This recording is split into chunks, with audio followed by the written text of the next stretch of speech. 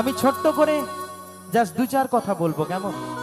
একটি ছোট্ট প্রেম কাহিনী, কেমন? আপনারা এই গানেও অনেক অনেক ভালোবাসা দিয়েছেন। কিছুদিন আগেই আমি মালদাতে গান করতে এসেছিলাম।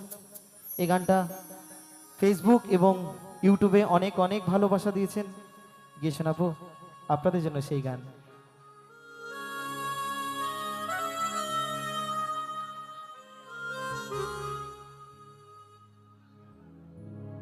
তো কি হয়েছে জানেন? আমার সেই বন্ধু আমার সেই বান্ধবীকে বড় ভালোবাসতো, যাদের ভালোবাসার বয়স একদম পুরো 5 বছর পূর্ণ হতে চলেছে।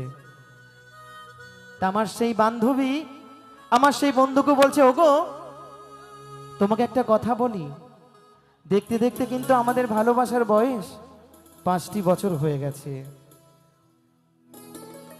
তো এবার তো তুমি কিছু কাজ কাম করো, না হলে আমার বাবা কেমন করে তোমার হাতে আমাকে তুলে দেবে। একদম বাস্তব কথা।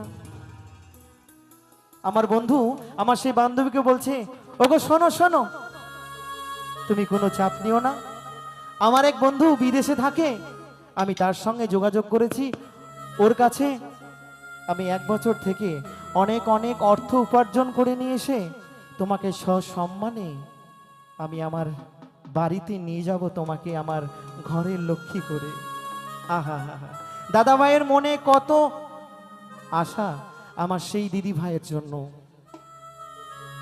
তা আমার দিদি ভাই আমার সেই দাদা ভাই কি করে, ফোনে কথাবার্তা হয়। কি গো তুমি ভালো আছো? হ্যাঁ গো আমি ভালো আছি। তুমি কোথায় আছো? এই তো। তা আমার দাদা ভাই ওখান থেকে খবরাখবর নেই। একদিন কি হয়েছে, আমার দাদা ভাই ওখান থেকে বিদেশ থেকে বাড়ি আসছে, 1 বছর হয়ে গেছে।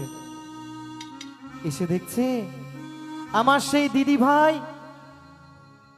এক সরকারি ছেলের সাথে, দিদি ভাই দাদা ভাইয়ের সামনে দিয়ে হাত ধরে যাচ্ছে। তখন বলুন তো কোন ভালোবাসার মানুষের অন্তরে কষ্ট হয় না? যদি তার নিজের ভালোবাসাকে যদি কেউ অন্য কেউ বিয়ে করে নিয়ে যায়, তার বুকের ভেতরটা কেমন হয়? তাই আমার সেই দাদা ভাই বড় ব্যথা পেয়ে, বড় দুঃখ পেয়ে আজ গানের মধ্যে কি বলছে একটু শ্রবণ করব সকলে মিলে। গানটি গেয়েছেন নতুন মালাকার, আপনারা সকলে মিলে শুনবেন। আমি গাইছি ওনার গানটি, চলুন।